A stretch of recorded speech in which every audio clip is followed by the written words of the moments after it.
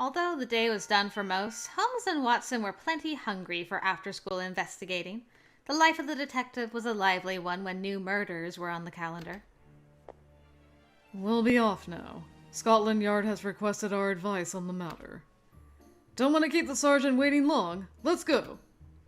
If the Yard means to consult with you, then is it in regards to the East End murders? It is. The police have been scrambling about desperately for even a single clue. Oh, I'm sure. The case is a source of great anxiety for London. They can't very well have nothing to share. Miss Whiteley. In some unusual twist, Holmes appealed to me directly despite his pressing timeline. What do you make of this bizarre case? Knowing the danger, does it still interest you? Does it matter when we were the only ones they rang up? It does not, and yet curiosity still has the best of me.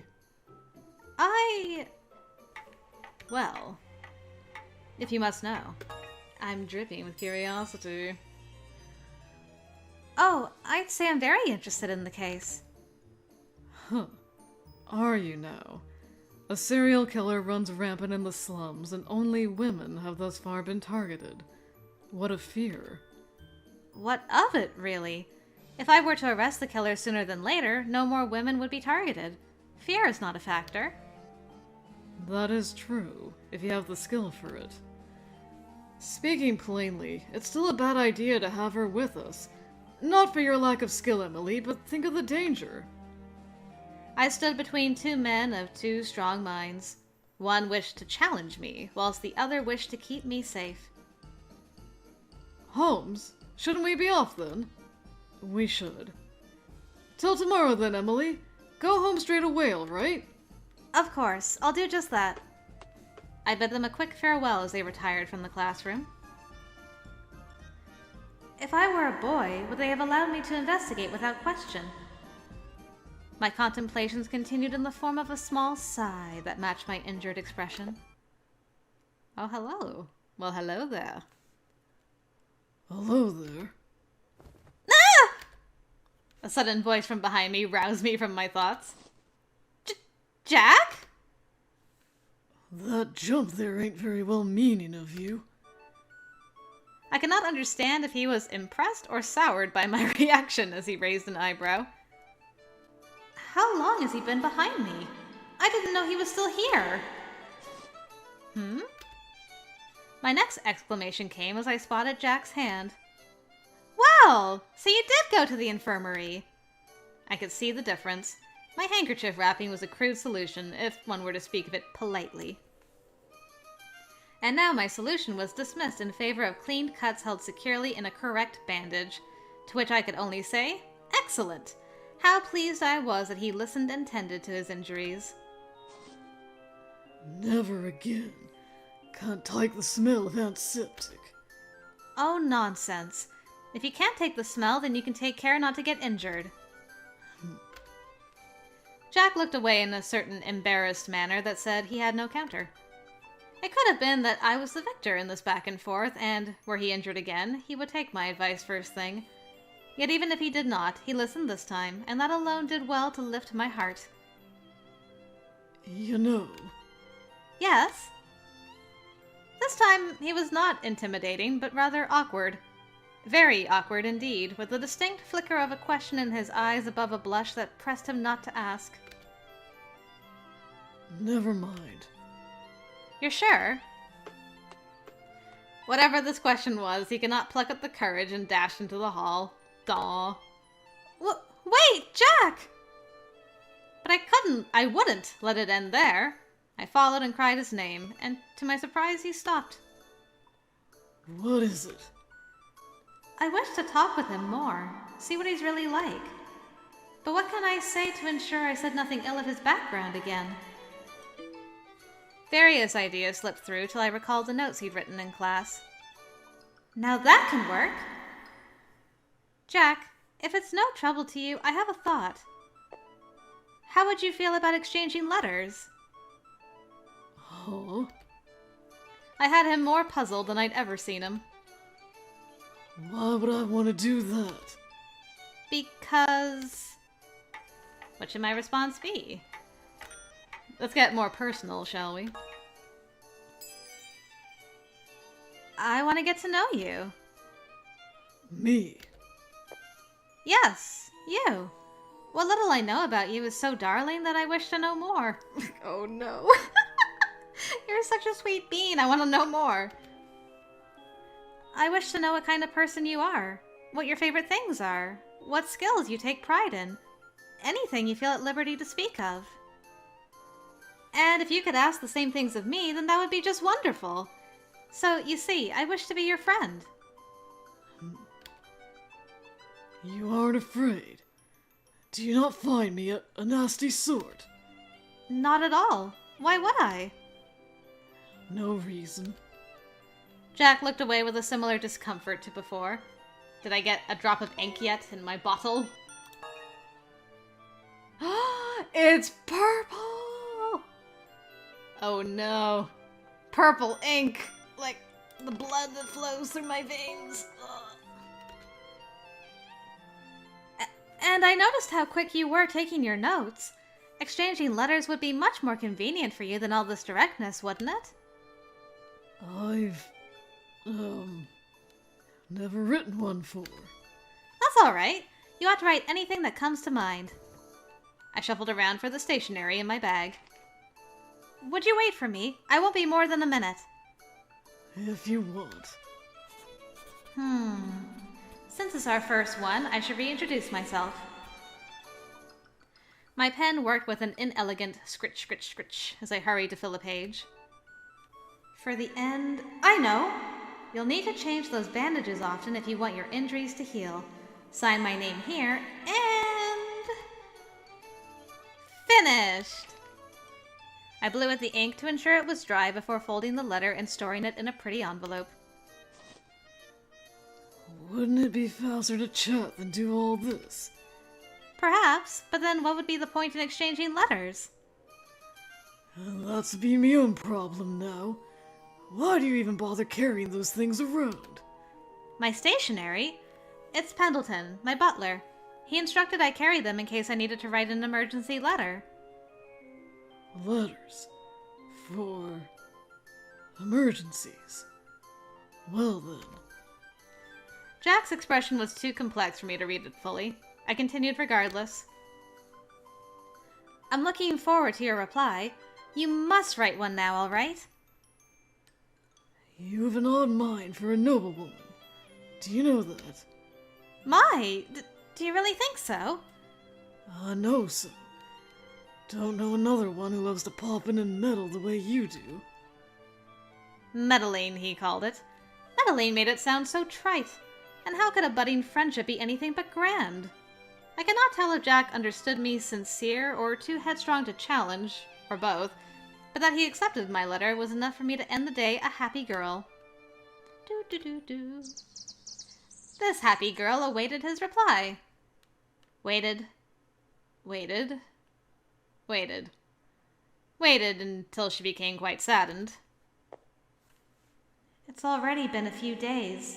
He must not have liked the idea. My sighs were heavy as I entered the academy for the day. I'd made several attempts to speak with him in a friendly manner since then. Each time, he would respond to my proddings with the same brevity he expressed to the world before we met. We were a splendid failure in communication, he and I. He said nothing about the letter when I asked. I hope he hasn't thrown it away.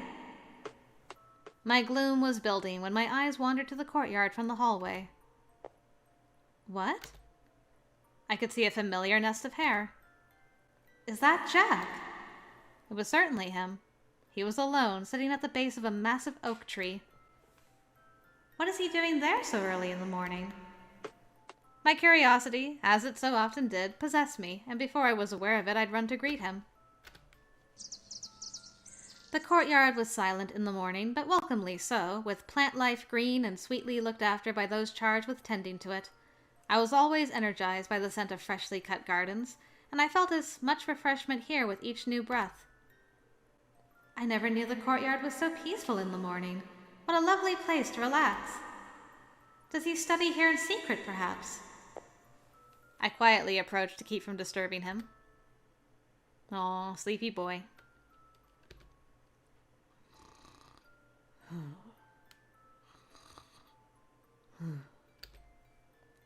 There were no books or such spread before him, so he wasn't studying as I first suspected.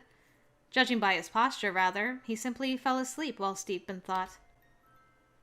You can sleep anywhere, can't you, Jack? Then he must have been up all night studying. I should follow his example.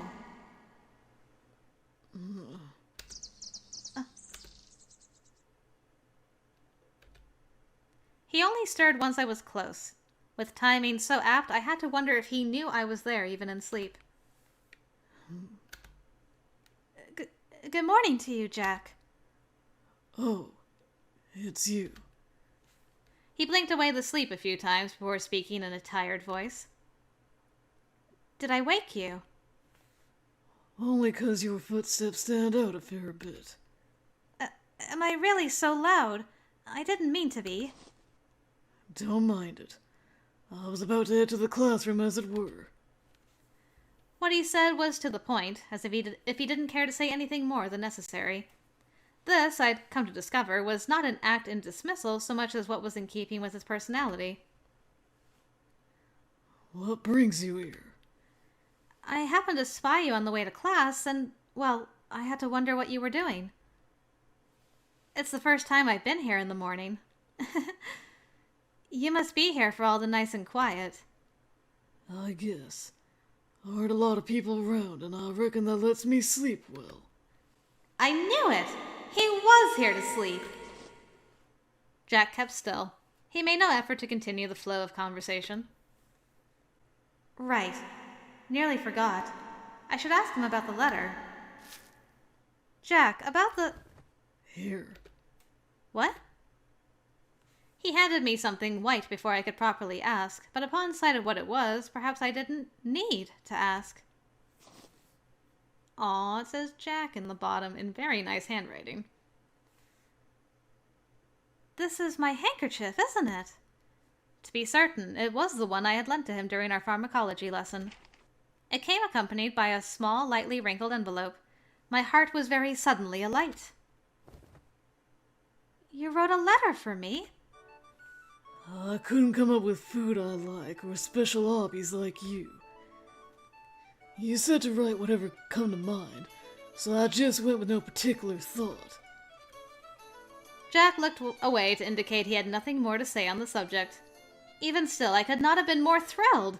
He wrote to me. Oh, it was indeed such a thrill to know he wrote to me. Thank you. Thank you ever so much. I'm off to the classroom. Oh, Jack! And then he left the area faster than I'd ever seen him move. Zoom. Now to see what kind of letter he wrote. I set about reading it with earnest. There we are. Dear Emily Whiteley. Thank you for the handkerchief. If it's no trouble, please give me your letters when there aren't any people around. I didn't intend to take so long writing this. I shall try to be quick on the next one. Sorry. Signed, Jack Millers. The ink from the last part looked a bit different to the rest. Penned a little later, perhaps. I wonder how long he's wanted to give this to me. Was he too embarrassed with our schoolmates around? I slipped the letter back into its envelope and placed it in the handkerchief delicately into my pocket. I'm so pleased to have a reply. Now to think of what to write next. A burst of energy clipped my heels as I skipped to the classroom. Jack and I would come to routinely exchange these letters, making me, as I hoped, a happy girl each time. Aw, so cute. Pendleton was the first to greet me when I returned home. It pleases me to see you coming home at an early hour of late. I expected the sieve between your ears to filter my curfew upon stepping through the front door, but you have done so well that I suspect you've recently swapped for a sturdier utensil. My memory is certainly better than that. Your life to date suggests otherwise.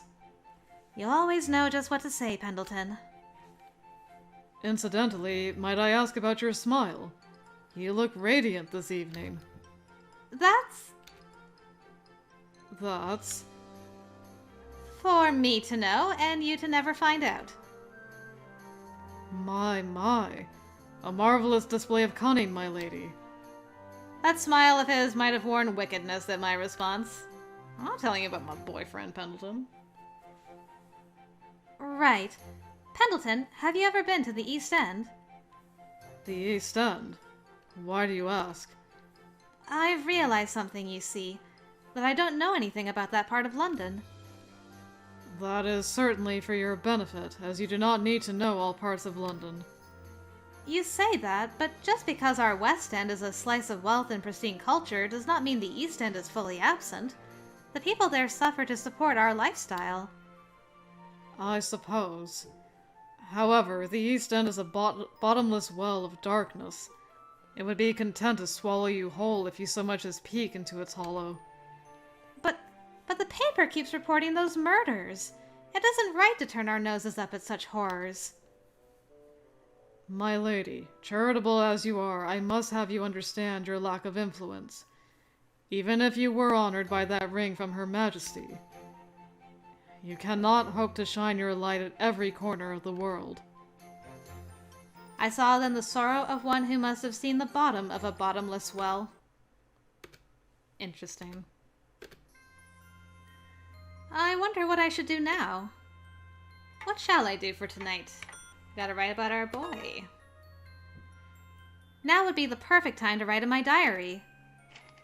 I opened to the most recent blank page and dipped my pen in its inkwell. The subject was to be Jack.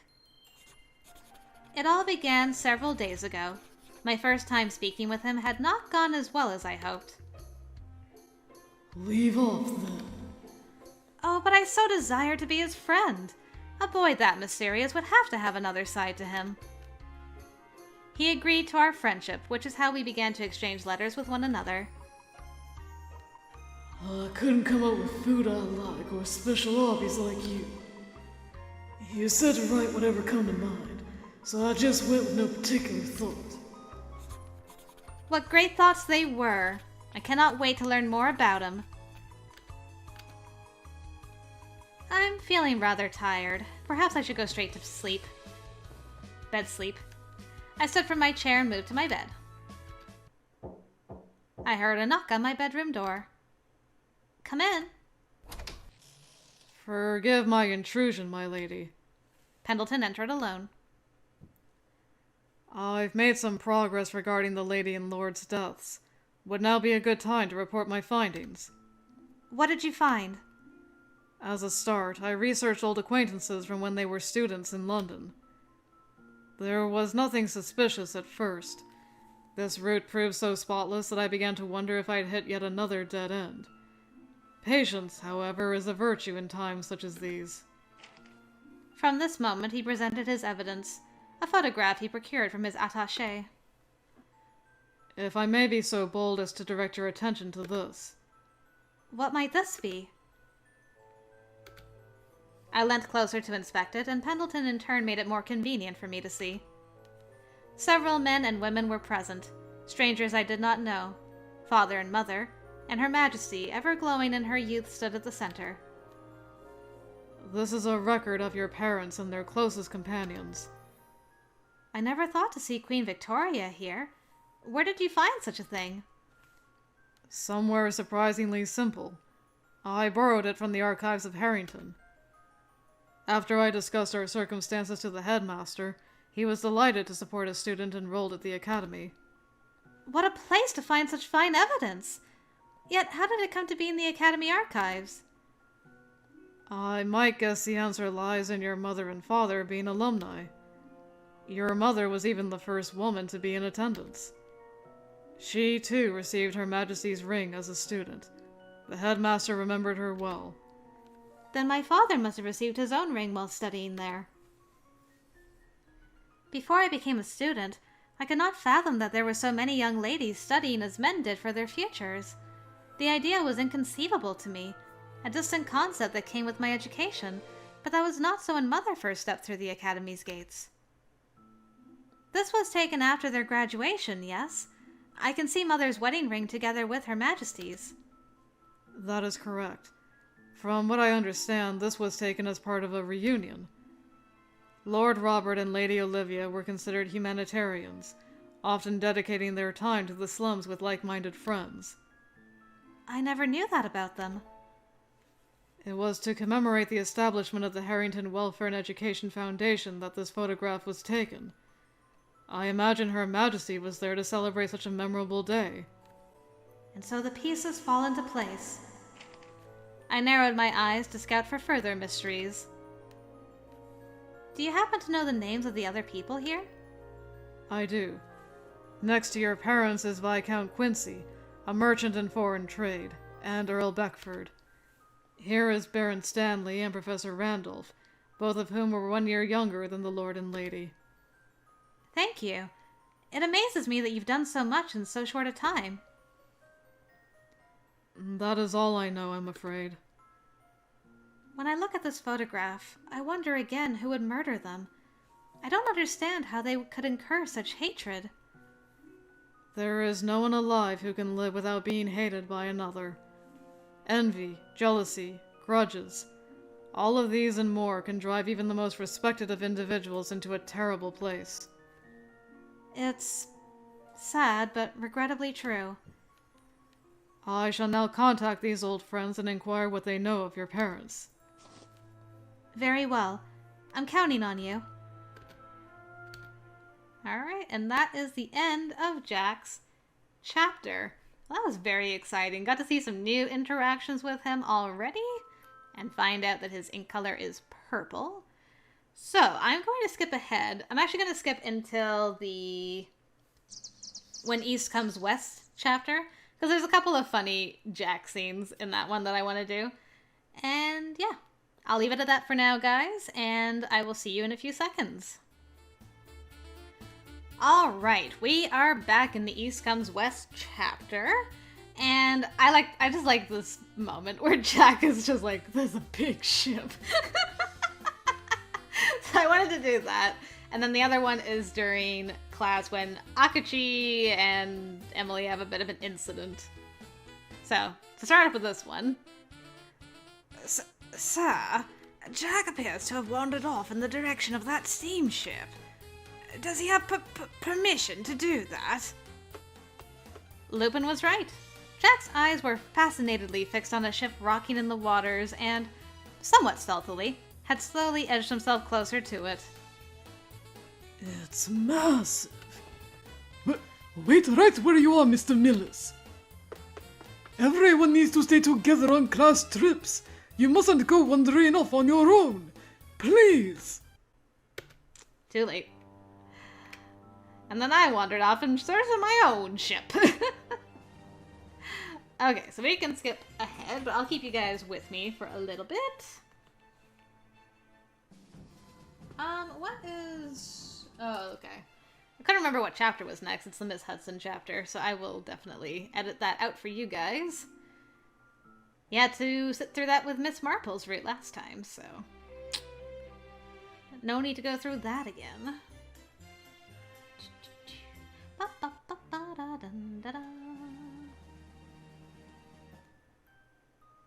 I wonder if we'll get any Jack objection scenes. That should be interesting if we do. Alright. Get to class, you two. Get to class. There we go. He's... yes. Not someone I'll get on well with. I wanted to make sure. Okay, so I'm getting told off. Alright, so Akachi should leave soon. Alright. Bye, Akachi. Alright. Just gotta skip ahead a little bit. There we go. That's my boy. Do you have to pick the seat next to mine for all your jolly talk? Oops! Jack! I didn't know you were awake! Even I can't sleep through all that. Oh, no need to make a fuss over something so small. I wouldn't call them small. I instinctively looked down at my chest. Perhaps they weren't the most developed in the country, but they weren't disappointing by any means. I wasn't talking about that. Ah, yes. A typical response that rang ever true to his character. I dare say even Akachi couldn't change his ways. Okay, is that? That is that. Alright, on to the Missing Man chapter. I will see you guys in another few seconds. Okay, we are partway into the Missing Man storyline. I'm starting here in the classroom because there is a scene with Jack being able to mimic other people's handwriting, so I thought we'll do that and then we'll just continue from there. Could this be a code of sorts? What was the culprit thinking by writing over everything like this? Even for a prank, this is going too far. You don't think it was the work of someone with a grudge against this class, do you? Writing across the board is one thing, perhaps, but the desks? What the deuce is going on here? Whoa! Now this is a sight! The whole room's covered in chalk! Holmes and Watson were as wide-eyed as everyone else who entered. Next to arrive were Akachi and Kobayashi. According to one of the guards on patrol, it happened late in the night at the weekend. He claims he spotted a suspicious man rushing out of the classroom, and upon further investigation found the room in this state.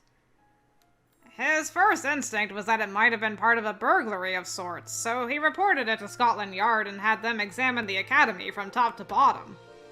But no one was able to find anything else out of the ordinary or gone. This room is the only change. By the sound of it, they had gone to question the school's guard immediately after seeing the classroom. I assume Scotland Yard left the room as it was to preserve the crime scene. How thoughtful of them. I don't suspect our criminal selected chalk on a whim either. There's very little excess chalk powder, and the writing on the desk is finely printed, indicating great familiarity. We're meant to catch criminals, Akachi, not praise them. Praising them was not my intention in the least.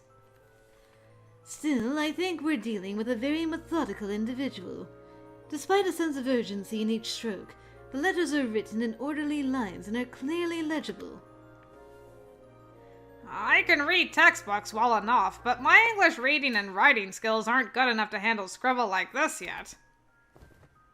The way the letters curl at the end is quite distinctive, thankfully. I feel like I've seen handwriting exactly like this somewhere before. Where was it? Mr. Mackenzie. Mr. Mackenzie.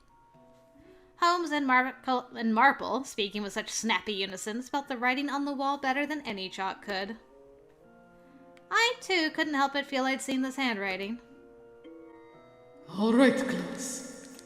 In our previous lesson, we covered the cipher used by Mary, Queen of Scots, and her co-conspirator Babington when they exchanged letters. And that's why today, we're to cover a cipher used in a completely different country, France. The one used by Queen Marie Antoinette, to be precise. Take a gander at the blackboard. As you can see, the most distinctive feature of this cipher is that ampersands are used frequently in addition to letters. I think they might be right. He does have a tendency of curling his letters at their ends when writing on the blackboard. It takes a keen eye to be conscious of unique quirks in your teacher's handwriting. Such a thing occurs as much in English as it does in Japanese, apparently. Akachi wasted no time in jotting down notes. Where is Mr. Mackenzie? He should be here by now, shouldn't he? What an obvious thing we missed. As he said that, the school bell chimed to indicate the start of lessons. The classroom door creaked, and we all turned, expecting to see him at the doorway. Mr. Mackenzie's not in, so we're to work on our own for first period. Lupin was standing there, typical meek posture and all instead. He's not in. How peculiar. He's never been absent for a single day since I've been in attendance. The mysteries are piling atop one another by the second. Wait a second. Is something wrong, Watson? not wrong, but the other day he mentioned something about not having very long left. What? He said that? He did. He looked even gloomier than usual when he said it. What if he's been targeted by someone? And leave a veritable novel across the walls for us to decipher? It's a bit dramatic, don't you think? Whatever's happening must be very serious for him to resort to something so drastic. Did you hear anything, Lupin? I do know he never contacted the school to say he was going to be absent. So, you don't think it's bad, do you? Calm down, Lupin. Holmes's eyes were focused on the cryptic writing. Mr. Mackenzie must have been trying to tell us something by leaving these messages. That said, there is the possibility we are dealing with a serious case here. We'd best proceed with caution. You're right. The normally fun, pleasant atmosphere of the classroom had devolved into one of great tension.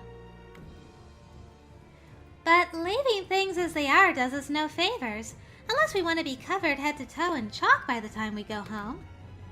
I propose copying down all the messages and wiping everything down. I've taken care of half of that already. Here's a copy for you, Holmes. Watson proudly shared a piece of paper with the coded messages copied on. Very impressive, Watson. I'm glad I can count on you for simple tasks like this, at least. No one makes a compliment sound like an insult quite like you, my dear friend. I've made a copy for myself as well. As have I. And here's an additional one for your reference, Kobayashi. Much obliged. I'm finished with mine. What about you, Jack? Are you finished?